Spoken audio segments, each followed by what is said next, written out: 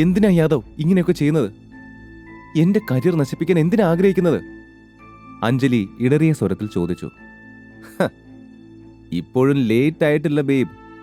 ഇന്ന് രാത്രി നീ എന്റെ കൂടെ വന്ന നാളെ ഞാൻ ത്രൈ മീഡിയയ്ക്ക് പരസ്യം കൊടുക്കും. പ്രോമിസ്. അത് പറയുമ്പോൾ അഞ്ജലിയോടുള്ള യാദവിന്റെ കൊതി അവന്റെ കണ്ണുകളിൽ തെളിഞ്ഞു. ഇവിടെ ഇങ്ങനെയുള്ള തരം താണവരാണ് വരുന്നതെന്ന് നിഹാരിക എന്നോട് പറഞ്ഞില്ലല്ലോ അഞ്ജലി. രൂക്ഷമായി യാദവിനെ നോക്കി ഋഷി പരിഹാസത്തോടെ ചോദിച്ചു. യാദവ് ആശയക്കുഴപ്പത്തിൽ ഋഷിനെ നോക്കി. ഇവനെയൊക്കെ ആരെ ഇവിടേക്ക് വിട്ടത്? നീ ആരാണെന്ന നിന്റെ വിചാരം? എന്തിനാ നീ ഇവിടെ നിൽക്കുന്നത്? യാദവ് തിരികെ പരിഹാസത്തോടെ പറഞ്ഞു. ഇത് ത്രൈ മീഡിയയുടെ പുതിയ ചെയർമാനാണ്. അഞ്ജലി ആ കമ്പനിയിലെ ഇപ്പൊ ജോലി ചെയ്യുന്നത്. അപ്പോഴേക്കും ഒരാൾ യാദവിന്റെ ചെവിയിൽ പറഞ്ഞു. നീയാണോ ചെയർമാൻ? നീ എന്നോട് ഇത് നേരത്തെ പറയണ്ടേ? ഇവളോട് സംസാരിച്ച് വെറുതെ സമയം വേസ്റ്റാക്കി. ഓക്കെ ഋഷിനെ, എനിക്ക് ഇവളെ വേണം. എങ്കിലേ നിങ്ങളുടെ കമ്പനിക്ക് പരസ്യങ്ങൾ കിട്ടൂ. ഇല്ലെങ്കിൽ ഒരു കമ്പനിയുടെ പരസ്യവും നിങ്ങൾക്ക് കിട്ടില്ല. ഋഷി ആരാണെന്ന് അറിഞ്ഞിട്ടും യാദവ് ക്രൂരമായ ഭീഷണി മുഴക്കി. അയ്യോ, നിങ്ങൾ അത്ര വലിയ ആളാണോ? അറിഞ്ഞില്ല. സാർ ഏത് കമ്പനിയുടെ ആളാണാവോ? ഋഷി പുച്ഛത്തോടെ ചോദിച്ചു. നിനക്ക് എന്നെപ്പറ്റി അറിയില്ലേ? ഈ യാദവ് ആരാണെന്ന് അറിയില്ലേ? യാദവ് ഋഷിയെ നോക്കി ദേഷ്യത്തോടെ പറഞ്ഞു. അറിയില്ല എന്ന് ഞാൻ പറഞ്ഞില്ലേ? നീ ആരാ? എന്താ നിന്റെ യോഗ്യത? എല്ലാം നിനക്കറിയാവുന്നതാണല്ലോ. ഋഷി യാദവിനെ രൂക്ഷമായി നോക്കിക്കൊണ്ട് പറഞ്ഞു. നിനക്കെന്നെ അറിയില്ല. രാജ് എന്റർടൈൻമെന്റ് ആൻഡ് അഡ്വർടൈസ്മെന്റ് കമ്പനിയെക്കുറിച്ച് നീ കേട്ടിട്ടില്ലേ? അതുപോലും കേൾക്കാത്ത നിന്നെപ്പോലെ ഒരുത്തൻ മീഡിയ ഫീൽഡിൽ ഉണ്ടെന്ന് തന്നെ എനിക്ക് വിശ്വസിക്കാൻ പറ്റുന്നില്ല.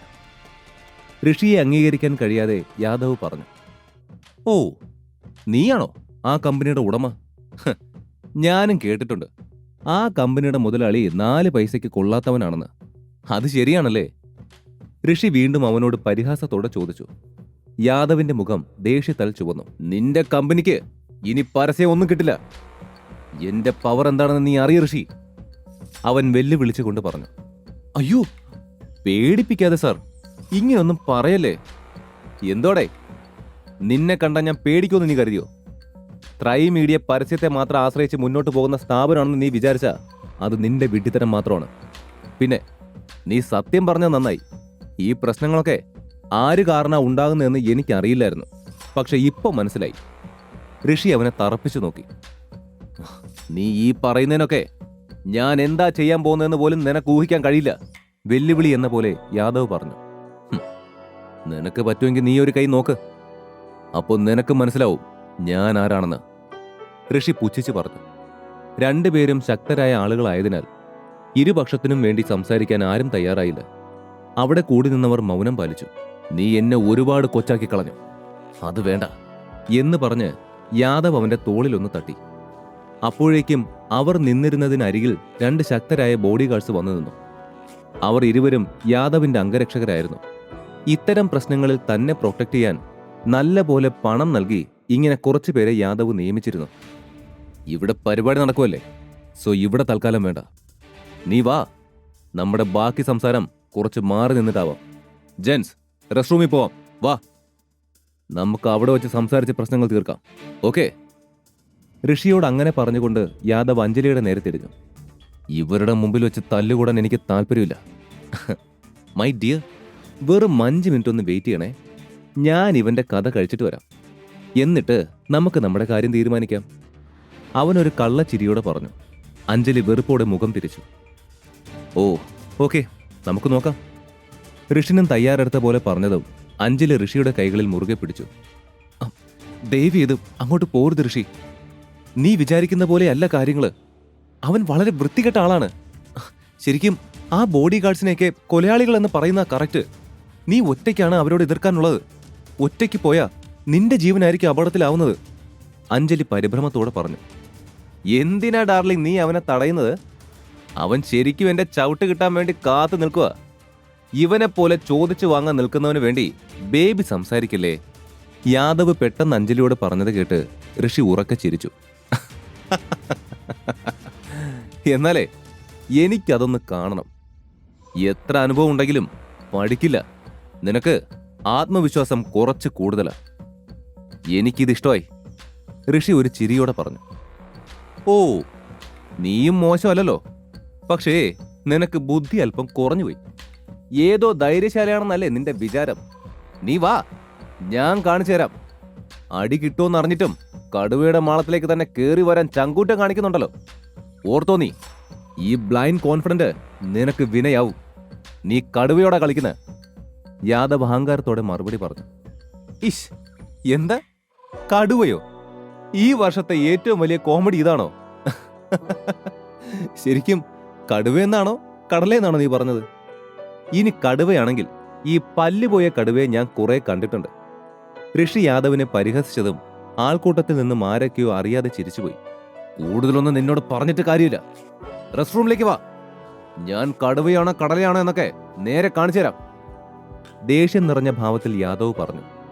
അതും പറഞ്ഞുകൊണ്ട് ഋഷിന്റെ തോളിൽ തന്റെ തോള് കൊണ്ട് ഇടിച്ച് യാദവ് അവിടെ നിന്നും റെസ്റ്റ് റൂമിലേക്ക് പോകാൻ തിരിഞ്ഞു. ഈ പ്രോഗ്രാം കഴിഞ്ഞ് അവൻ ഇവിടെ നിന്നും 2 കാലിൽ നടന്ന് തിരിച്ചു പോരുത്. പറഞ്ഞു കേട്ടല്ലോ. യാദവ് തന്റെ ബോഡി ഗാർഡ്സിനോട് പറഞ്ഞതും അവർ അനുസരണയോടെ കേട്ടു. Yes sir. ബോഡി ഗാർഡ്സ് 2 പേരും മറുപടി നൽകിക്കൊണ്ട് യാദവിന്റെ പുറകെ റെസ്റ്റ് റൂമിലേക്ക് പോകാൻ തയ്യാറെടുത്തു. സത്യത്തിൽ എന്തിനും പോകുന്ന ആ ബോഡി ഗാർഡ്സ് ആയിരുന്നു അവന്റെ ധൈര്യം. അപ്പോഴാണ് യാദവ് ശ്വേതയെ കണ്ടത്. നിന്റെ പേരെന്താ? കുറച്ച് പ്രായം കൂടുതലാണെങ്കിലും നീയും സുന്ദരിയാണ്. എനിക്ക് പ്രായമൊന്നും ഒരു പ്രശ്നമല്ല കേട്ടോ. അതും പറഞ്ഞ് അവൻ ശ്വേതയുടെ കവിളിൽ തലോടി. അവന്റെ പ്രവൃത്തി അലോസരപ്പെടുത്തിയത് കൊണ്ട് ശ്വേത പെട്ടെന്ന് പുറകിലേക്ക് നീങ്ങി നിന്നു. എന്തായാലും ഞാൻ പോയിട്ട് വരട്ടെ. Stop it. നിന്റെ അഹങ്കാരമൊക്കെ ഇന്ന് തീരും. യാദവിന്റെ ഭാവം കണ്ട് ശ്വേത ദേഷ്യത്തിൽ പറഞ്ഞു. അവനെന്നെ എന്ത് ചെയ്യുന്ന? ഒരു ചുക്കും നടക്കില്ല. കുറച്ചുകൂടി എനിക്ക് വേണ്ടി വെയിറ്റ് ചെയ്യൂ ബേബീസ്. അത്രയും പറഞ്ഞ് അവൻ റെസ്റ്റ് റൂമിലേക്ക് പോയി. അവന് പുറകെ ദേഷ്യത്തിൽ ഋഷിയും നടക്കാൻ തുടങ്ങി. അഞ്ജലിയും ശ്വേതയും പരസ്പരം നിസ്സഹായതയോടെ നോക്കി നിന്നു. യാദവിന്റെ കൂടെയുള്ള ആ ബോഡി ഗാർഡ്സ് ശരിക്കും ക്രൂരന്മാരാണ്. ഇന്ന് ഋഷിന്റെ കാര്യം കഴിയുമെന്ന് തോന്നുന്നു. അവനത് വെറുതെ ചോദിച്ചു വാങ്ങിയതാണ്. കൂട്ടത്തിൽ ആരൊക്കെയോ പിറുപിറുക്കാൻ തുടങ്ങി. റെസ്റ്റ് റൂമിലെത്തിയ അടുത്ത നിമിഷം തന്നെ 2 ബോഡി ഗാർഡ്സും ഋഷിക്ക് നേരെ പാഞ്ഞെടുത്തു. പക്ഷേ അവർക്ക് അവനെ എന്തെങ്കിലും ചെയ്യാൻ കഴിയും മുൻപ് ഋഷി അവരെ 2 പേരെയും എടുത്തിട്ട് അടിക്കാൻ തുടങ്ങിയിരുന്നു. ഋഷിയുടെ വേഗത്തിലും ശക്തിയിലും ആ 2 ഗുണ്ടകൾക്കും പിടിച്ചു നിൽക്കാൻ പോലും ആവുന്നുണ്ടായിരുന്നില്ല. അവരിരുവരും നിമിഷ നേരങ്ങൾക്കകം തന്നെ രക്തം തുപ്പി താഴെ വീണു. അവിടെയിരുന്ന് എല്ലാം കണ്ട യാദവ് ഞെട്ടലോടെ ഋഷിയെ നോക്കി. അത് കണ്ടെങ്കിലും ഒന്നും പറയാതെ ഋഷി തന്റെ കൈകൾ കഴുകാനായി വാഷ് ബേസിന് നേരെ തിരിഞ്ഞു. എന്താ നീ ചെയ്ത ഋഷി? ഋഷിയുടെ അടികൊണ്ട് താഴെ ബോധം പോയി കിടക്കുന്ന ബോഡി ഗാർഡ്സിനെ നോക്കി യാദവ് അന്താളിപ്പോടെ ചോദിച്ചു. എന്താ കണ്ണും കാണാതായോ യാദവ്? അല്ല, നെക്സ്റ്റ് മാച്ച് നമ്മൾ തമ്മിലല്ലേ. നിനക്ക് എത്ര കിട്ടിയാലും നീ പഠിക്കില്ലേ? രക്തം പുരണ്ട തന്റെ കൈ കഴുകുന്നതിനിടെ ഋഷി ചോദിച്ചു. എന്ത് നമ്മളോ? ആദ്യം നീ എന്റെ ബോഡി ഗാർഡ്സിനോട് ജയിക്ക്, എന്നിട്ട് ആലോചിക്കാൻ ബാക്കി. യാദവ് പതർച്ചയോടെ പറഞ്ഞു. അത് കേട്ടതും ഋഷി പൊട്ടിച്ചിരിച്ചു. ഈ കഥ തുടർന്ന് കേൾക്കുന്നതിനായി ഇപ്പോൾ തന്നെ പോക്കറ്റ് FM ആപ്പ് ഇൻസ്റ്റാൾ ചെയ്യൂ. Link in description.